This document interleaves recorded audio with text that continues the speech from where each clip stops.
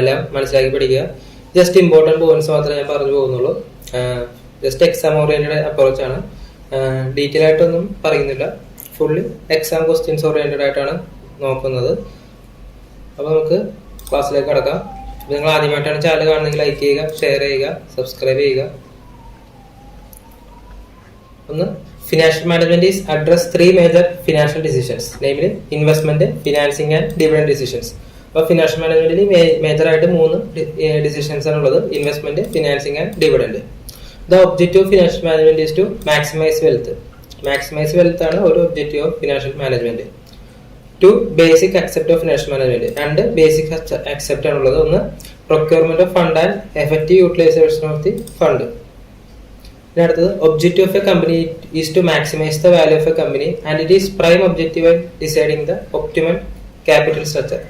ഈ optimal capital സ്ട്രക്ചറിലാണ് പറയുന്നത്. The maximise the value of a company പറയുന്നത് ഒപ്റ്റിമം ക്യാപിറ്റൽ സ്ട്രക്ചറിലാണ് പറയുന്നത്. പിന്നെ value of a firm equal to EBIT by weighted average cost of capital. അപ്പോൾ ഒരു ക്വസ്റ്റ്യനിൽ ഇങ്ങനെ വാല്യൂ ഓഫ് ഫേം കണ്ടെത്താൻ വന്നിട്ടുണ്ടെങ്കിൽ earnings before interest and tax by weighted average cost of capital. Weighted average cost of ക്യാപിറ്റലിന്റെ equation the cost of debt into weight of debt plus cost of equity into weight of equity. അടുത്തത്, capital structure theories. അപ്പം 4 തരം capital structure theories ഉണ്ട്. ഒന്ന്, net income approach, traditional approach, net operating income approach, Modigliani Miller approach. അടുത്തത്, over capitalisation. It is a situation where firm has more capital than it needs. അപ്പോൾ over capitalisation കമ്പനിക്ക് ആവശ്യത്തിലധികം capital ഉണ്ട്. അപ്പോൾ അതിൻ്റെ ഒരു റെമഡി എന്ന് പറയുന്നത് ബൈബാക്ക് ഓഫ് ഷെയർ ആണ്. അണ്ടർ ക്യാപിറ്റലൈസേഷൻ്റെ കേസ് നേരെ തിരിച്ച്, കമ്പനിക്ക് അതിൻ്റെ അത്രയും ഇല്ല, ആക്ച്വൽ ക്യാപിറ്റലിനേക്കാളും കുറവാണ് കമ്പനിയുടെ ഉള്ളത്. അപ്പോൾ ഇത് ചെയ്യുന്നത് റെമഡി എന്ന് പറയുമ്പോൾ ഷെയർ സ്പ്ലിറ്റും ബോണസ് ഷെയർസ് ഇഷ്യൂസ് ഒക്കെയാണ് അണ്ടർ ക്യാപിറ്റലൈസേഷന്റെ റെമഡി എന്ന് പറയുന്നത്. അടുത്തത്, the financial structure refers to all financial resources. ഇതൊരു 1 MCQ പോലെ ചോദിക്കാം. ഫിനാൻഷ്യൽ സ്ട്രക്ചർ എന്ന് പറഞ്ഞാൽ എല്ലാ ഫിനാൻഷ്യൽ റിസോഴ്സസും വരും. അതിന് ഷോർട്ട് ടൈം വരും, ലോങ് ടൈം വരും. ഇന്നത്തെ term capital structures means long term ഡെപ്റ്റ്, preferred stock and equity shares. ഇപ്പോൾ ക്യാപിറ്റൽ സ്ട്രക്ചേഴ്സ് എന്ന് പറയുമ്പോൾ അതിനകത്ത് mainly long term stock, equity shares എല്ലാം വരും. അടുത്തത്, cost of monitoring management is considered to be an agency cost. The cost of monitoring management is considered to be an agency cost. The cash dividend is the most common form of dividend. അപ്പോൾ ഏറ്റവും most common കാണുന്നത് cash dividend ആണ്. Cash dividend എന്ന് പറഞ്ഞാൽ cash ആയിട്ട് കൊടുക്കുന്നതല്ല ഉദ്ദേശിച്ചിരിക്കുന്നത്, bank transfer അങ്ങനത്തെ കാര്യങ്ങളാണ്. എന്നിട്ട് ഒരു ഡിവിഡൻഡ് നോർമൽ പേ ചെയ്യുന്ന പോലെ ചെക്കോ ബാങ്കോ എങ്ങനെ വേണമെങ്കിലും ട്രാൻസ്ഫർ ചെയ്യാം. ക്യാഷ് ആയിട്ട് ഡിവിഡൻഡ് കൊടുക്കാറില്ല, ജസ്റ്റ് ഒരു പേര് മാത്രമാണ് ക്യാഷ് ഡിവിഡൻഡ് എന്നുള്ളത്. അടുത്തത്, സ്റ്റോക്ക് ഡിവിഡൻഡ് എന്ന് വെച്ചാൽ bonus shares. It is a distribution of shares in lieu of cash dividend. ഇത് സെക്കൻഡ് ഫോമാണ് ഒന്ന് ഡിവിഡൻഡ് കൊടുക്കുന്നതിന്. അപ്പോൾ bonus shares, the bonus shares are to be issued only from share premium and free reserve and not from capital reserve on account of fixed asset revaluation. അപ്പോൾ only bonus shares free reserve നിന്നും share പ്രീമിയത്തിൽ നിന്ന് മാത്രമേ issue ചെയ്യാൻ പാടുള്ളൂ. ഇപ്പോൾ bonus shares എന്ന് ഉദ്ദേശിക്കുന്നത് കമ്പനിയുടെ ഡിവിഡൻഡ് ആയിട്ട് കൊടുക്കാതെ ഷെയർസ് ആയിട്ട് കൊടുക്കും. അപ്പോൾ കമ്പനിയെ സംബന്ധിച്ചിടത്തോളം അവർക്ക് ആ പൈസ നമുക്ക് കമ്പനിക്ക് യൂട്ടിലൈസ് ചെയ്യാം. ഡിവിഡൻഡ് കൊടുക്കുന്ന ക്യാഷ് കമ്പനിക്ക് അത് ഇൻവെസ്റ്റ് ചെയ്യാം. നേരെ മറിച്ച് ഇത് ഒരു ഷെയർ ഹോൾഡറിനെ സംബന്ധിച്ചിടത്തോളം ബോണസ് ഷെയർസ് എന്ന് പറയുന്നത് എക്സ്ട്രാ ക്യാഷ് ബെനിഫിറ്റ് ഒന്നും കിട്ടില്ല, പക്ഷെ എക്സ്ട്രാ അഡീഷണൽ ഷെയർ കിട്ടും. അതിന്റെ വാല്യൂ ചേഞ്ച് ആകില്ല, ഫ്യൂച്ചറിൽ നോക്കിയിട്ട് വാല്യൂ ചേഞ്ച് ആവുള്ളൂ. പിന്നെ ഒരു ഗുണം എന്ന് വെച്ചിട്ടുണ്ടെങ്കിൽ ഡിവിഡൻഡ് റിസീവ് ചെയ്യുന്ന സമയത്ത് ടാക്സബിൾ ആവും. ബോണസ് ഷെയർസ് ക്യാപിറ്റൽ അസറ്റ് ആയിട്ടാണ് ട്രീറ്റ് ചെയ്യുന്നത്. അത് എന്നാണോ സെയിൽ ചെയ്യുന്നത് അന്ന് മാത്രമേ അതിന്റെ ടാക്സബിലിറ്റി വരുള്ളൂ. പിന്നെ അടുത്തത്, ഗ്രോത്തിന്റെ ഇക്വേഷൻ ആണ് B/R.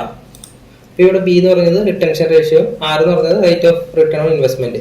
അപ്പോൾ ഇപ്പോൾ ഒരു ക്വസ്റ്റ്യൻ ഇങ്ങനെ, if the companies DP ratio 60% and ROE is 16%, what should be the growth rate? അപ്പോൾ ഗ്രോത്ത് റേറ്റിന്റെ ഇക്വേഷൻ B/R ആണ്. അപ്പോൾ ഇവിടെ R ഉണ്ട് 16%, B തന്നിട്ടില്ല.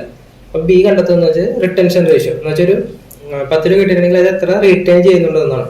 അപ്പോൾ ഇവിടെ ഡിവിഡൻഡ് പേ ഔട്ട് റേഷ്യോ 60% ആണ്. അപ്പോൾ ഇവിടെ ഒരു 100 രൂപ ഒരു പ്രോഫിറ്റ് ഉണ്ടെങ്കിൽ അതിന്റെ 60% 60 രൂപ ഡിവിഡൻഡ് ആയിട്ട് കൊടുക്കും, ബാക്കി 40 രൂപ മാത്രമേ റിട്ടൻഷൻ ചെയ്യുള്ളൂ. അപ്പോൾ ഇവിടെ റിട്ടൻഷൻ റേഷ്യോ കണ്ടെത്താൻ 1 - DP റേഷ്യോ ചെയ്താൽ മതി. അപ്പോൾ ഇവിടെ 100 - 60 40% ആണ് റിട്ടൻഷൻ റേഷ്യോ. അപ്പോൾ 40 × 60 16%.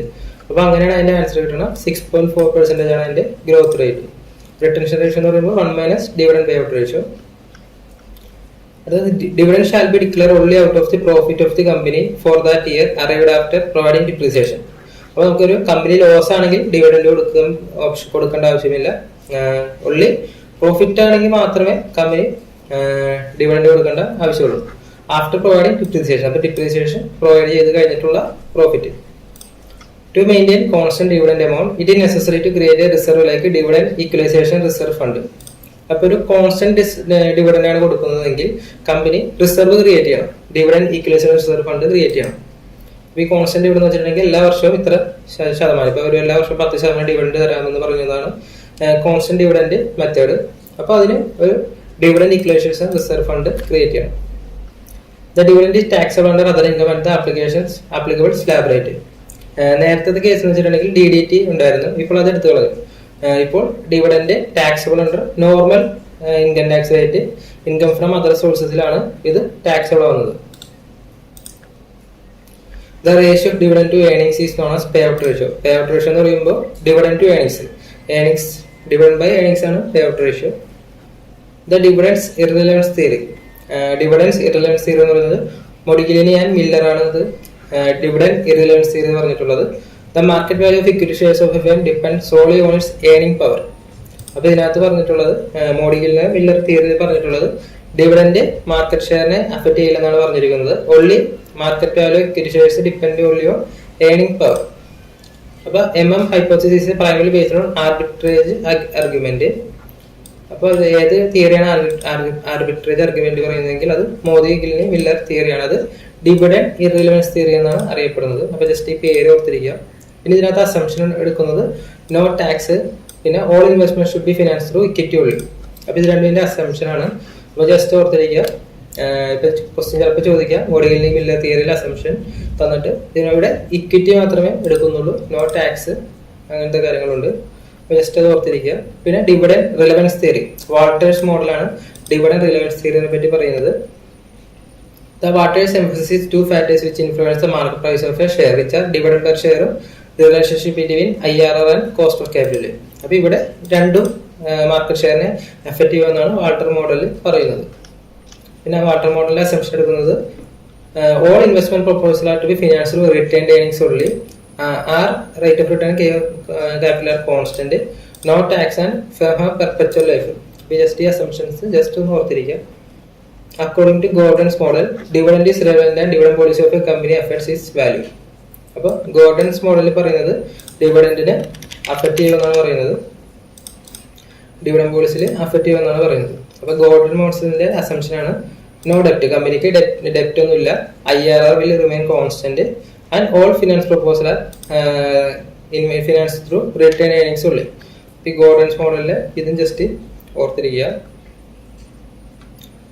According to Gordon's model, when IRR is greater than cost of capital, the price per share increases and dividend payout decreases. അപ്പോൾ ഗോർഡൻ മോഡലിൽ പറയുന്നത് IRR greater than cost of capital ആയിട്ടുണ്ടെങ്കിൽ പ്രൈസ് പെയർ കൂടും, dividend pay out കുറയും. പിന്നെ ഇത് നേരെ തിരിച്ച് IRR less than cost of capital ആണെങ്കിൽ പ്രൈസ് കുറയും, ഡിവിഡൻഡ് പേ ഔട്ട് റേഷ്യോ കൂടും. The dividend discount model is a useful heuristics model. അപ്പോൾ ഹെറിസ്റ്റിക്സ് മോഡൽ ഏതാണെന്ന് വെച്ചിട്ടുണ്ടെങ്കിൽ അത് ഡിവിഡൻഡ് ഡിസ്കൗണ്ട് മോഡലാണ്. പിന്നെ ഇവിടെ company optimum dividend pay out ratio കൊടുക്കുന്നത് if R greater than IRR greater than cost of capital, then optimum dividend payout ratio will be 0 and R equal to cost of capital ആണെങ്കിൽ no optimum ratio, R less than cost of capital ആണെങ്കിൽ 100% dividend payout ratio. അപ്പോൾ ഇവിടെ ചിലപ്പോൾ ചോദിക്കാൻ chance ഉണ്ട് R greater than KE, what is the optimum dividend payout ratio എന്ന് വെച്ചിട്ടുണ്ടെങ്കിൽ 0യും R less than KE optimum dividend payout ratio 100% ആണ്. അടുത്തതാണ് stock split. Stock split means splitting one share into many. Say one share of 100 into 5 shares of 100 each. The stock split is a tool used by the companies to regulate the price of share. അപ്പോൾ stock split just ഒരു share price reduce ചെയ്യുന്നുള്ളൂ. അത് കമ്പനിക്ക് അതിന്റെ share price കുറക്കണം എന്നുള്ളൊരു കൊണ്ടുവരുമ്പോൾ അതിന്റെ റേറ്റ് കുറക്കാൻ വേണ്ടി ചെയ്യുന്ന ഒന്നാണ്. വേറെ വലിയ മാറ്റമൊന്നും വരില്ല. ഇപ്പൊ ഒരാൾ 500 രൂപയുടെ ഒരു ഷെയർ ഉണ്ടെങ്കിൽ അത് 100 രൂപയുടെ 5 ഷെയർ ആയിട്ട് സ്പ്ലിറ്റ് ചെയ്യും. അത്രയുള്ള സ്റ്റോക്ക് സ്പ്ലിറ്റ് തമ്മിലുള്ള വ്യത്യാസം. അടുത്ത നമുക്ക് വർക്കിംഗ് ക്യാപിറ്റലിനെ പറ്റി നോക്കാം. The working capital equal to current asset minus current liabilities. Gross working capital refers to the Firm's investment in current asset. Net working capital refers to difference between current asset and current liabilities. അപ്പോൾ net working capital എന്ന് പറയുന്നത് current asset minus current liabilities ആണ്. The current ratio at 2 and the asset trust ratio at 1 as indicators of good working capital. അപ്പോൾ current ratio 2ഉം acid test ratio 1ഉമാണ് good working ക്യാപിറ്റലിന്റെ ഇത് indicator.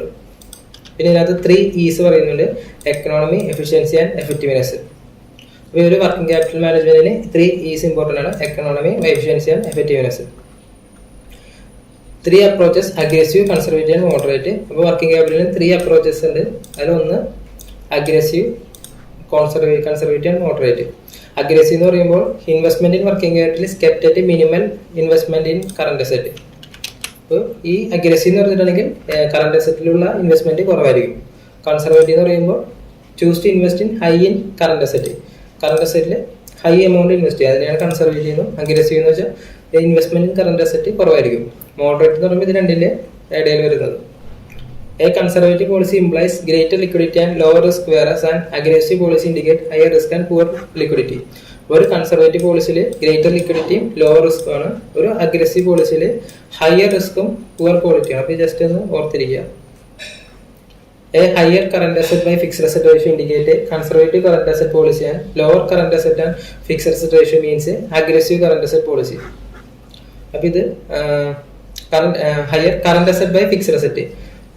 ഈ fixed asset current asset fixed asset ratio high ആണെങ്കിൽ അത് conservative പോളിസിയാണ്, law ആണെങ്കിൽ അത് അഗ്രസീവ് പോളിസിയാണ്. അടുത്തതാണ് ഒരു ടോട്ടൽ വർക്കിംഗ് ക്യാപിറ്റൽ സൈക്കിൾ എന്താണ് ഉദ്ദേശിക്കുന്നത് നോക്കാം. ഇപ്പോൾ ഒരു company holds raw material on average of 60 days. It gets credit from the supplier 15 days. The production process needs 15 days. Finished goods are held for 30 days and 30 days credit is extended to debtors. അപ്പോൾ ഇവിടെ total working capital cycle, ഒരു കമ്പനിയുടെ working capital cycle calculate ചെയ്യുന്നത് അവരുടെ എല്ലാം എത്ര days delay വരും എന്നുള്ളത് നോക്കിയിട്ടാണ്. അപ്പോൾ ഇവിടെ റോ മെറ്റീരിയൽസ് 60 days പ്ലസ് അതിൻ്റെ ക്രെഡിറ്റ് ഡേയ്സ് കുറച്ചിട്ട് ബാക്കിയെല്ലാം പ്ലസ് ചെയ്യും. അപ്പോൾ ഇവിടെ 60 - 15 പ്ലസ് പ്രൊഡക്ഷൻ്റെ 15 പ്ലസ് ചെയ്യും, ഫിനിഷ് ഗുഡ്സിൻ്റെ 30 പ്ലസ് ചെയ്യും, പിന്നെ ഡെപ്റ്ററിൻ്റെ 30 പ്ലസ് ചെയ്യും. അപ്പോൾ ടോട്ടൽ വർക്കിംഗ് ക്യാപിറ്റൽ സൈക്കിൾ എന്ന് പറയുമ്പോൾ ഇതിൻ്റെ എല്ലാത്തിൻ്റെയും കൂടി ഇതായിരിക്കും 120 days ആണ് ടോട്ടൽ വർക്കിംഗ് ക്യാപിറ്റൽ സൈക്കിൾ എന്ന് പറയുന്നത്. അപ്പോൾ ഒരു ക്വസ്റ്റ്യനിൽ ടോട്ടൽ വർക്കിംഗ് ക്യാപിറ്റൽ സൈക്കിൾ കണ്ടെത്താൻ പറഞ്ഞിട്ടുണ്ടെങ്കിൽ എത്ര ഡേയ്സ് എടുക്കുമെന്നാണ് നോക്കേണ്ടത്. ഇപ്പോൾ ഇവിടെ ഡിലേ വരെ വന്നു. അപ്പോൾ ആ ക്യാഷ് പ്രോസസ് ചെയ്യാൻ എത്ര സമയം ആണ് വർക്കിംഗ് ക്യാപിറ്റൽ സൈക്കിൾ എന്നാണ് അത് നോക്കുന്നത്. അപ്പോൾ ജസ്റ്റ് ക്രെഡിറ്റ് പേബിൾ മാത്രം കുറക്കുക, ബാക്കിയെല്ലാം കൂട്ടുക, അതാണ് ഇമ്പോർട്ടൻറ്റ്. പിന്നെ സ്റ്റോറേജ് പീരീഡ് എന്ന് പറയുമ്പോൾ average of X by average cost per day. അപ്പോൾ ഒരു സ്റ്റോറേജ് പീരീഡ് കണ്ടെത്താൻ പറയും ചിലപ്പോൾ. അത് നമുക്ക് താഴെ ഡിസ്കസ് ചെയ്യാം. നമുക്ക് എന്ന് വെച്ചാൽ എല്ലാത്തിൻ്റെ average cost by average cost per day. അത് നമുക്ക് താഴെ ഒരു ക്വസ്റ്റ്യൻ നമുക്ക് ഡിസ്കസ് ചെയ്യാം. ഇവിടെ ക്വസ്റ്റ്യൻ തന്നിട്ടുണ്ട്: net operating cycle period, number of operating cycles in a year.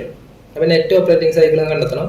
അപ്പോൾ ഇവിടെ എല്ലാത്തിൻ്റെയും നമുക്ക് റോ മെറ്റീരിയൽ തന്നിട്ടുണ്ട്, average stock of raw material തന്നിട്ടുണ്ട്, പിന്നെ working progress, average working progress, പിന്നെ cost of goods sold, average finished goods, average collection from period debtors, average credit period, number of days in year 360. അപ്പോൾ ഇവിടെ നമുക്ക് ഈ equation പ്രകാരം storage period കണ്ടെത്തണം. നമുക്ക് ആദ്യം നെറ്റ് ഓപ്പറേറ്റിംഗ് സൈക്കിൾ പീരീഡ് എന്ന് വെച്ചിട്ടുണ്ടെങ്കിൽ ഇത് വർക്കിംഗ് ക്യാപിറ്റൽ പീരീഡ് സൈക്കിൾ. അപ്പോൾ ഈ 60 days കണ്ടെത്താൻ എത്രയാണ് ആ സ്റ്റോറേജ് പീരീഡ് എന്നുള്ളത് കണ്ടെത്തണം.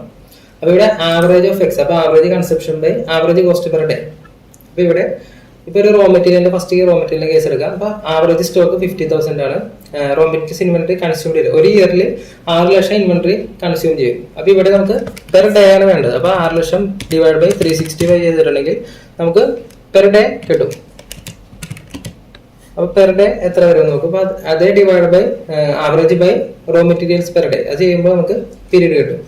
അതോടൊപ്പം നിങ്ങൾ വർക്ക്ഔട്ട് ചെയ്യാൻ നേരത്ത് റോ മെറ്റീരിയൽ സ്റ്റോറേജ് പീരീഡ് എന്ന് പറഞ്ഞിട്ടുണ്ടെങ്കിൽ average stock by average cost of material. അപ്പോൾ 50,000 ബൈ 6 lakh ബൈ 360. അപ്പോൾ 50 ബൈ 166 ആണ് 30 days കിട്ടും.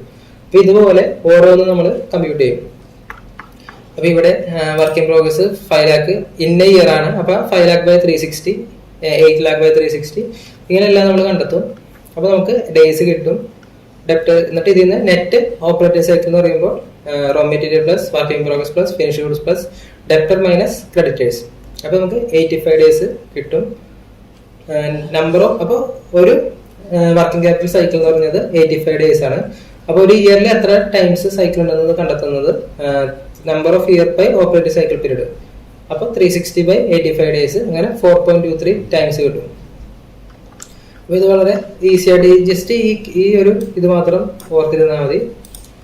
സ്റ്റോറേജ് പീരീഡ് കണ്ടെത്തുന്നത് ആവറേജ് ഓഫ് കോസ്റ്റിന്റെ average by average cost per day. ഇതാണ് ഇമ്പോർട്ടന്റ്. പെർ ഡേ കോസ്റ്റ് എടുക്കണം. അപ്പോൾ നമുക്ക് ആ സ്റ്റോറേജ് പീരീഡ് കിട്ടും. അങ്ങനെ നമുക്ക് നെറ്റ് ഓപ്പറേറ്റിംഗ് സൈക്കിൾ കണ്ടെത്താൻ പറ്റും. നെറ്റ് ഓപ്പറേറ്റിംഗ് സൈക്കിൾ കിട്ടിയിട്ടുണ്ടെങ്കിൽ നമ്പർ ഓഫ് ഓപ്പറേറ്റിംഗ് സൈക്കിൾ ഒരു ഇയറിൽ എത്ര അങ്ങനത്തെ സൈക്കിൾ വരുമെന്നാണ് നോക്കുന്നത്. അത് ഈസി ആയിട്ട് കണ്ടെത്താം. അപ്പോൾ ഈ ഒരു ഫോർമാറ്റ് ഓർത്തിരിക്കണം. അടുത്ത് നമുക്ക് നോക്കാം. Production during the previous year was 60,000 units. The expected ratio of the cost to selling price are raw material 60%, direct wages 10%, and overhead 20%. Raw materials are expected to remain in the storage for an average of 2 months. The selling price is 5 per unit. Find out the raw material inventory.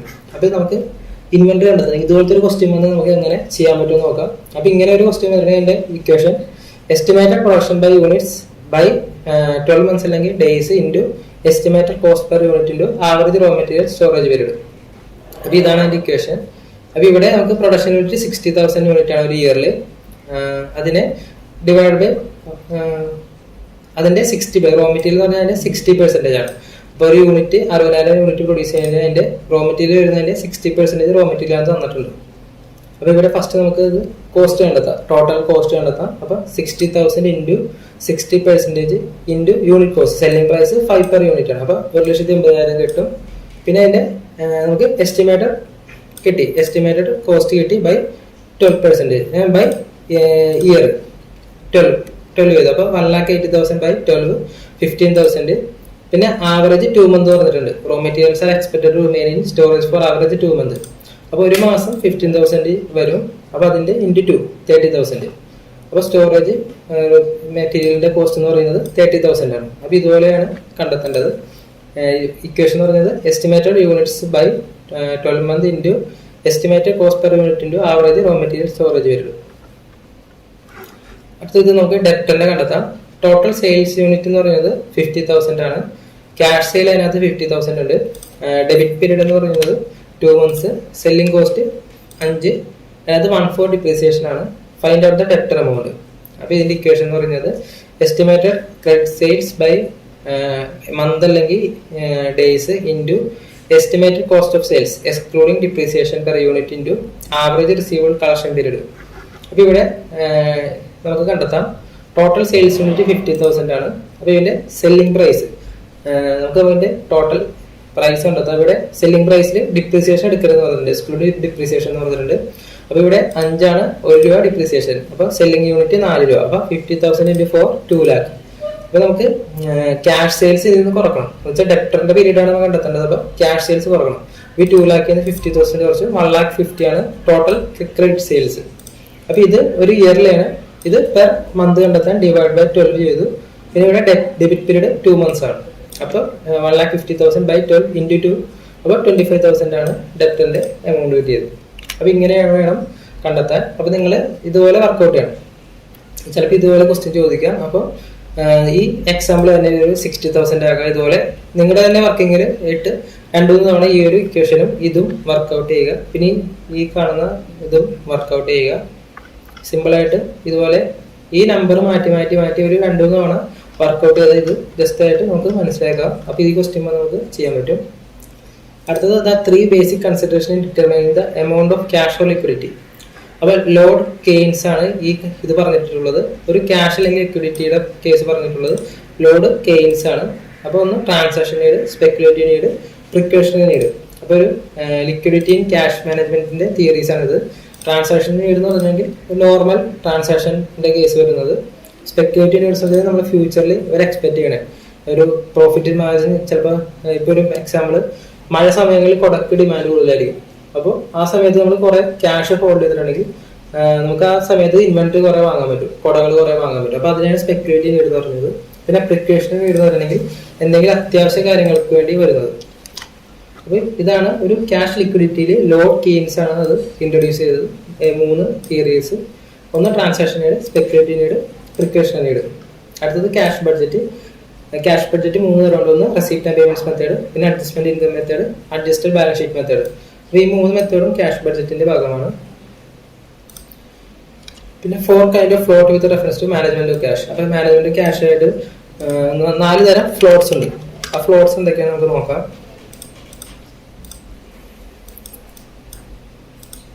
ഒന്ന് billing float. Billing float എന്ന് പറഞ്ഞിട്ടുണ്ടെങ്കിൽ ആ invoice document വാങ്ങി, ഒരു കസ്റ്റമറുടെ document വാങ്ങി, invoice in the foreign document that a seller prepares and sent to the purchaser as per payment request for goods sold or services provided. ഇപ്പോൾ billing float എന്ന് പറഞ്ഞെങ്കിൽ ഇപ്പോൾ ഒരു ഞാനൊരു കടയിൽ ചെന്ന് ഒരു സാധനം പർച്ചേസ് ചെയ്തു. അപ്പോൾ ആ ഒരു ഇൻവോയ്സ്, ഞാൻ റെഗുലർ കസ്റ്റമർ, അപ്പോൾ ആ ഇൻവോയ്സ് എനിക്ക് കിട്ടാനുള്ള സമയം, ആ ഗ്യാപ്പിനാണ് ബില്ലിംഗ് ഫ്ലോട്ട് എന്ന് പറയുന്നത്. പിന്നെ മെയിൽ ഫ്ലോട്ട് എന്ന് പറഞ്ഞിട്ടുണ്ടെങ്കിൽ this is the time when cheque is being carried by post office, messenger service of other means of delivery. അപ്പോൾ ഞാൻ ചെക്ക് ചെയ്തിട്ട് അത് വേറൊരു കൊടുത്തു, അത് തമ്മിലുള്ള ഗ്യാപ്പ്, ആ ചെക്ക് കിട്ടാനുള്ള ഗ്യാപ്പിനാണ് മെയിൽ ഫ്ലോട്ട് എന്ന് പറയുന്നത്. പിന്നെ cheque processing float. This is the time required for the seller to sort, record and deposit the cheque after it has been received by the company. അപ്പോൾ ഒരു കമ്പനിയിൽ നിന്ന് ചെക്ക് കിട്ടി, ആ ചെക്ക് കിട്ടിയിട്ട് അത് സോർട്ട് ചെയ്ത് ആ പ്രോപ്പർ ഓർഡർ ചെയ്തിട്ട് അതിനു വേണ്ടിയുള്ള സമയത്തിനാണ് ചെക്ക് പ്രോസസ്സിംഗ് ഫ്ലോട്ട് എന്ന് പറയുന്നത്. പിന്നെ banking processing float. This is the time from the deposit of the cheque to crediting of fund to the seller account. അപ്പോൾ ഇത് ബാങ്കിൽ നിന്ന് എടുക്കുന്ന സമയം. അപ്പോൾ ഇത്രയുമാണ് ഈ 4 തരം ഫ്ലോട്ട് എന്ന് പറയുന്നത്, ടൈം ഗ്യാപ്പ് എന്ന് പറയുന്നത്. ഇതിനെ 4 kind of float with management of cash എന്ന് പറയും. അപ്പോൾ ഇതൊക്കെയാണ് billing float, mail float, cheque processing float, banking processing float. അടുത്തത് William J Baumol economic order quantity model introduce ചെയ്തത് വില്യം ജെ ബൗമോൾ ആണ്. അത് ക്യാഷ് ആയിട്ട് ബന്ധപ്പെട്ടാണ്. അപ്പോൾ നമുക്കറിയാം ഒപ്റ്റിമം ക്യാഷ് ബാലൻസ് എന്ന് പറയുന്നത് റൂട്ട് ഓഫ് ഇത് ഇക്വേഷൻ ഇതാണ്. Normal economic order quantity level കണ്ടെത്തുന്ന പോലെ ഇപ്പം ക്വസ്റ്റ്യനിൽ total disbursement 1,05,000 per month or 12,60,000 per year. The administrative and transaction cost of transferring the cash to disbursement account is 20 per transfer. The marketable security yield is 8% per annum. അപ്പോൾ ഇവിടെ optimum cash balance കണ്ടെത്താൻ വേണ്ടി root of 2 into total disbursement per year 12,60,000 into administration cost per transfer into by marketable securities. അപ്പോൾ ഇതാണ് indication. അപ്പോൾ 25,100 കിട്ടും. ഇത് നമ്മൾ എക്കണോമിക് ഓർഡർ ക്വാണ്ടിറ്റി ലെവൽ കണ്ടെത്തുന്ന പോലെ 2 into B into C by അത്. അടുത്തത് മില്ലർ ഓർ ക്യാഷ് മാനേജ്മെന്റ് മോഡലിനെ സ്റ്റൊഹാസ്റ്റിക് മോഡൽ എന്നാണ് അറിയപ്പെടുന്നത്. Miller or cash management model, stochastic model. അപ്പോൾ ജസ്റ്റ് ഓർത്തിരിക്കുക, സ്റ്റൊഹാസ്റ്റിക് മോഡൽ എന്ന് പറയുന്നത് Miller or cash management model. അടുത്തത് കുറച്ച് ഫുൾ ഫോം ആണ്. MICR full form magnetic ink character organisation, ഇത് ചെക്കുള്ളതാണ്. പിന്നെ EFT electronic fund transfer, RTGS real time gross settlement system, CFMS centralised funds management system, security service system XXX, structured financial management system SFMS, money market mutual fund MMFs. ഇത് just ഓർത്തിരിക്കുക. അടുത്തത് just cash സൈക്കിളും cash ടേണോവറും കണ്ടെത്താനുള്ളത്. നമ്മൾ നേരത്തെ കണ്ടതുപോലെ on average debtors are collected after 45 days, inventories have an average holding period of 75 days, creditors payment period on average 30 days. Find the cash cycle and cash turnover. Cash cycle നമ്മൾ നേരത്തെ കണ്ടതുപോലെ creditors മാത്രം കുറക്കും. അപ്പോൾ 45 + 75 - 30, അപ്പോൾ 90 days 3 months കിട്ടി. Cash turn over എന്ന് പറഞ്ഞിട്ടുണ്ടെങ്കിൽ ഒരു ഇയറിൽ എത്ര ടേൺ ഓവർ ഉണ്ടാവുന്നു, അപ്പോൾ 12 months by 3 months, അപ്പോൾ 12 by 3 4 കിട്ടി. അപ്പോൾ ഇത്ര ഉള്ളൂ ക്യാഷ് ടേൺ ഓവർ എന്ന് പറഞ്ഞിട്ടുണ്ടെങ്കിൽ. Total year by 360 or 12 by cash cycle. അടുത്തത് company requirement for 10 days at 6,300 unit. The ordering cost per order is 10. What is the carrying cost and the carrying cost per unit is 0.26. You are required to calculate the economic order quantity. ഇത് നമ്മൾ നേരത്തെ കണ്ടതുപോലെ തന്നെ economic order quantity equation root of 2 into അത് ratio വെച്ച് കണ്ടെത്താൻ പറ്റും. ഇത് നമുക്കിവിടെ കണ്ടെത്തേണ്ടത് എക്കണോമിക് ഓർഡർ ക്വാണ്ടിറ്റി ഇവിടെ 6,300 യൂണിറ്റ് ആണ്. അപ്പോൾ 2 into 6,300 into cost per order 10 by 0.26, അപ്പോൾ 700 യൂണിറ്റ് ആണ് എക്കണോമിക് ഓർഡർ ക്വാണ്ടിറ്റി. അടുത്തത് ഫോർഫെയിറ്റിംഗ്. Forfeit is a French term which means relinquish a right. Forfeiting is an agreement of bill of discounting in which a financial institution or bank buys the trade bills or trade receivable from exporters of goods or services, where the exporter relinquishes his right to receive payment from importer. Example, letter of credit, buying credit aligned example ആണ്. അതിനെ ഫോർഫെയിറ്റിംഗ് എന്നാണ് പറയുന്നത്. എന്ന് വെച്ചൊരു export അല്ലെങ്കിൽ import ചെയ്യാൻ നേരത്ത് അവിടെ ക്യാഷ് കിട്ടാൻ വേണ്ടി It is an arrangement of bill discount in which a financial institution or bank buys the trade bills or trade receivables from exporters of goods or services where the exporter relinquishes his right to receive payment from importer. അതിനെയാണ് ഫോർഫെയിറ്റിംഗ് എന്ന് പറയുന്നത്. അപ്പോൾ ഇവിടെ financial management ആയിട്ടുള്ള mainly ഉള്ള compare ചെയ്ത് നമ്മൾ പഠിച്ചു. അപ്പോൾ ഇനി നമുക്ക് നെക്സ്റ്റ് ക്ലാസ്സിലെ കുറച്ച് MCQ ഒക്കെ ചെയ്ത് നോക്കാം. ഇപ്പോൾ ഞാൻ ജസ്റ്റ് ഇത് ഇമ്പോർട്ടൻ്റ് ആയിട്ടുള്ള ഏരിയ മാത്രം ജസ്റ്റ് പറഞ്ഞിട്ടുള്ളൂ. അപ്പോൾ നിങ്ങൾ ജസ്റ്റ് ഓർത്തിരിക്കുക. നിങ്ങൾക്ക് ക്ലാസ് ഇഷ്ടപ്പെട്ടെങ്കിൽ ലൈക്ക് ചെയ്യുക, ഷെയർ ചെയ്യുക, സബ്സ്ക്രൈബ് ചെയ്യുക. Thank you for watching my dear friends. Have A nice day. Thank you.